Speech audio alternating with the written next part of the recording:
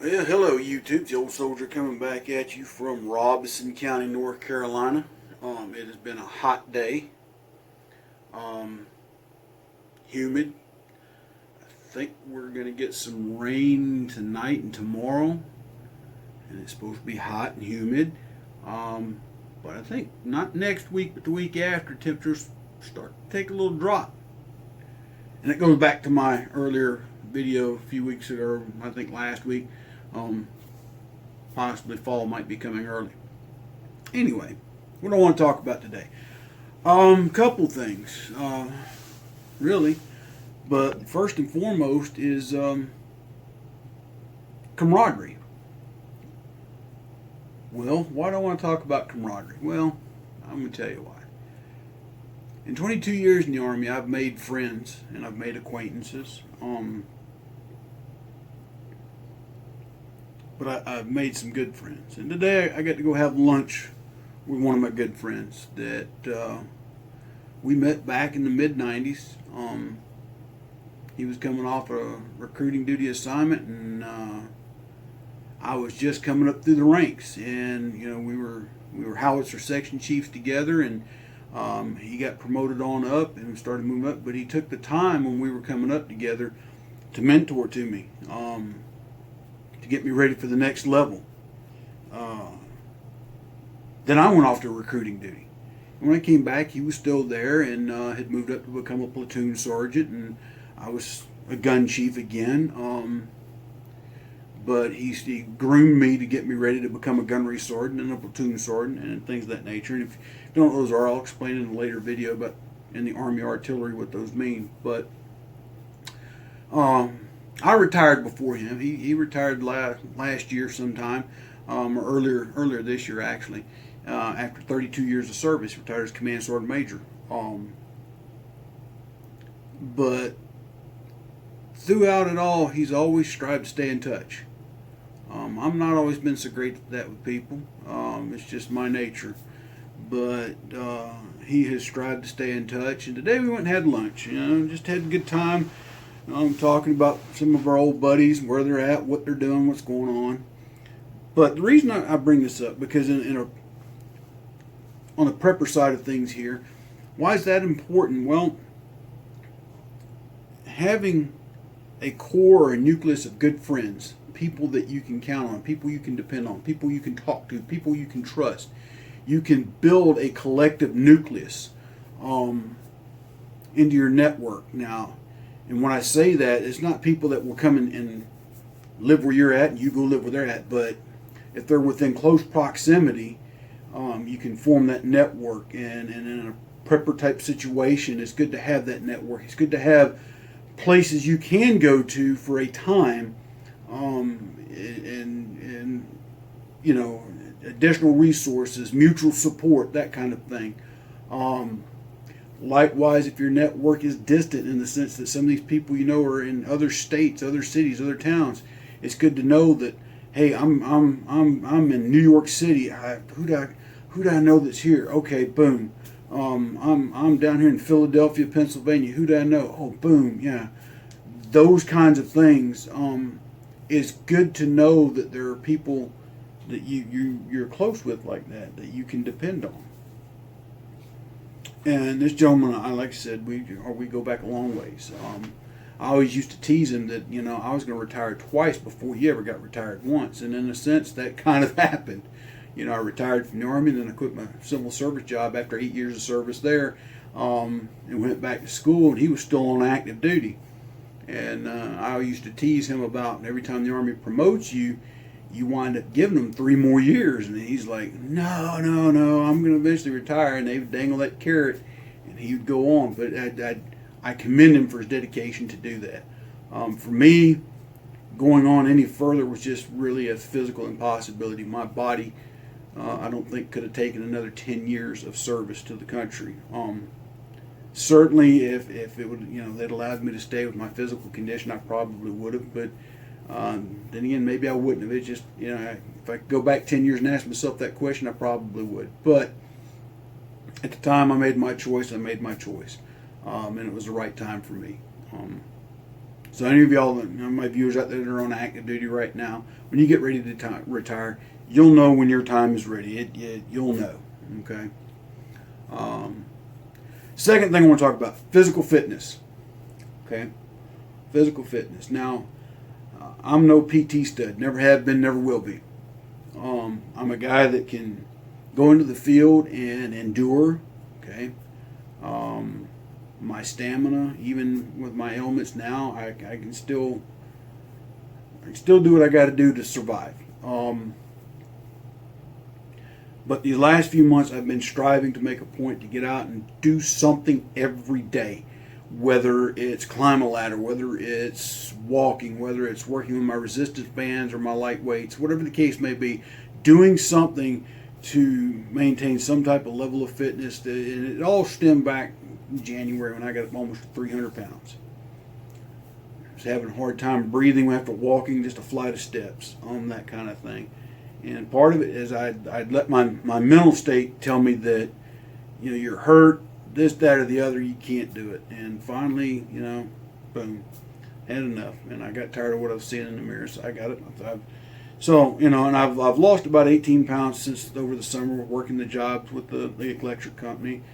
And now that I've resigned from that pending school. And by the way, I was told today officially I got the teaching job.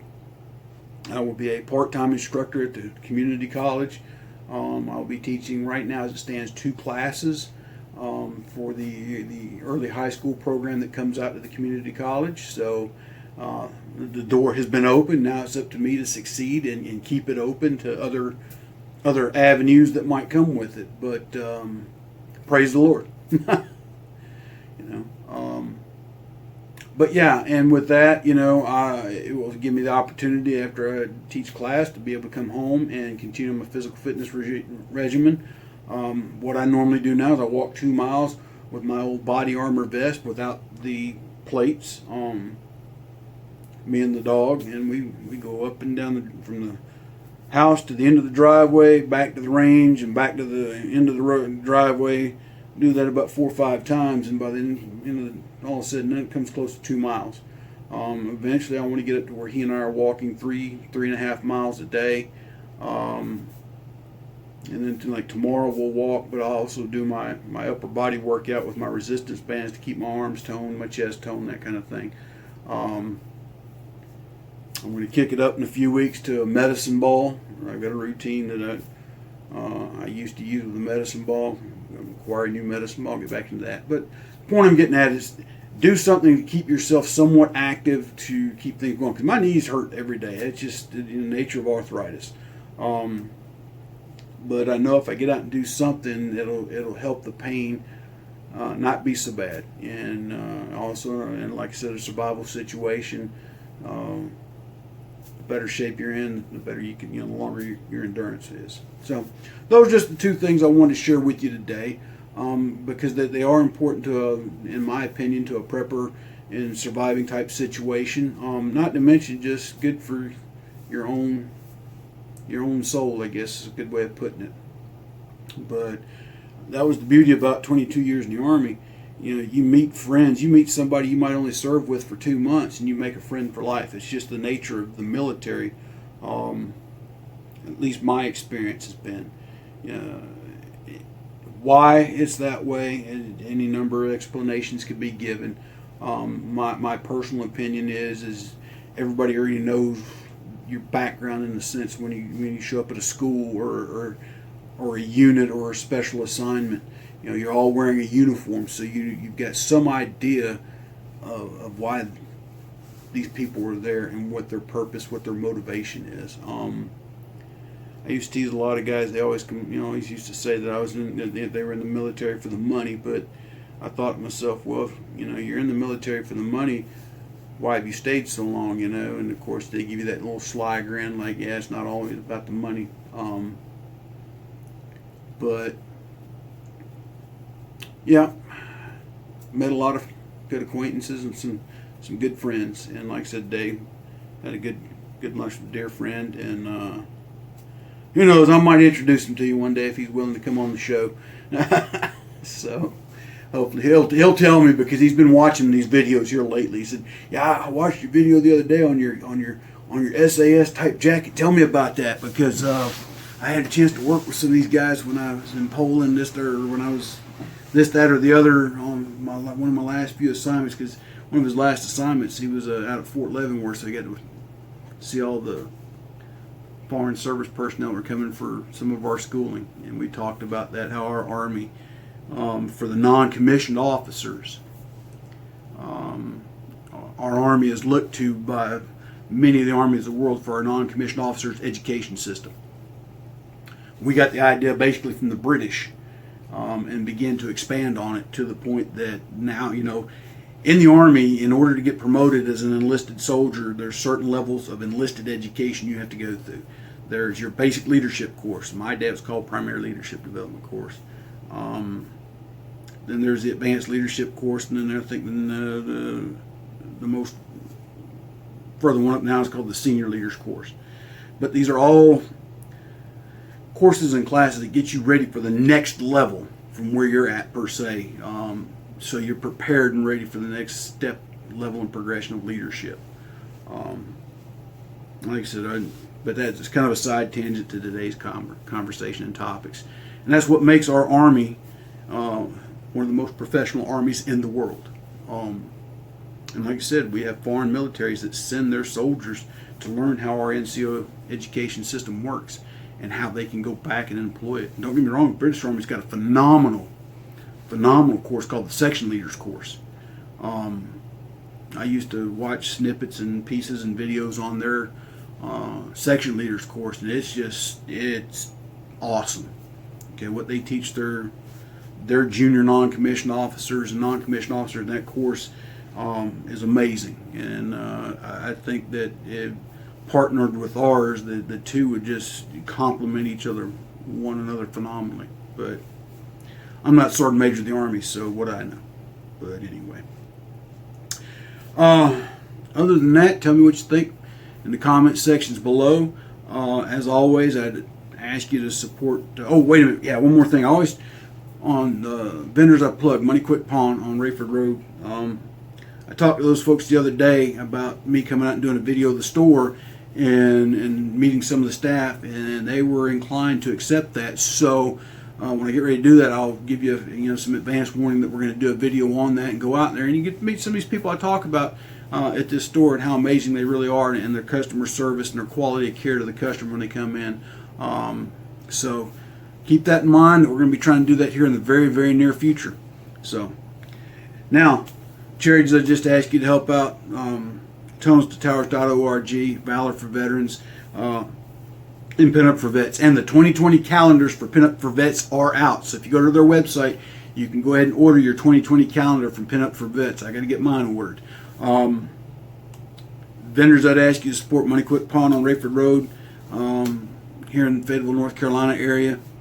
Rob's Custom Woodworks, his Etsy links below, and Unsucked Patriot, his Etsy links below as well. Check them all out. Help them out if you can. Help me get a couple of my books of my so-so poems, as I like to call them. But some of y'all have commented how you like them. The books are available. You can get them off of Amazon.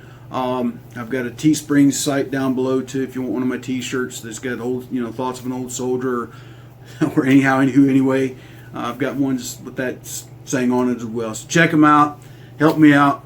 God bless. Take care. If you don't know Jesus Christ, your Lord and Savior, I'd ask you to consider to take Him as such. If you don't know how, email me at ransomandoldsoldier@gmail.com. I'll be glad to talk with you at length about that. But until that time comes, my friends, and until tomorrow, God bless. Take care. This old soldier out.